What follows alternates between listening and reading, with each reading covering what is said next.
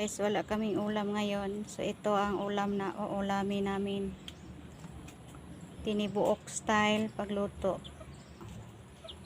Sinabawang native chicken. May mga tanglad ako.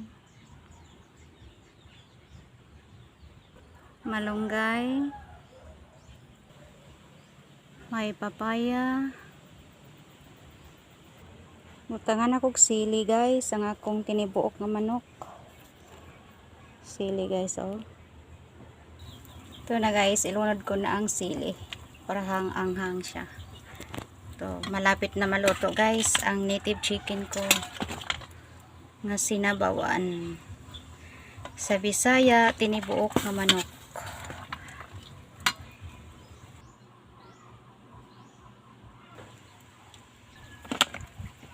Papaya guys.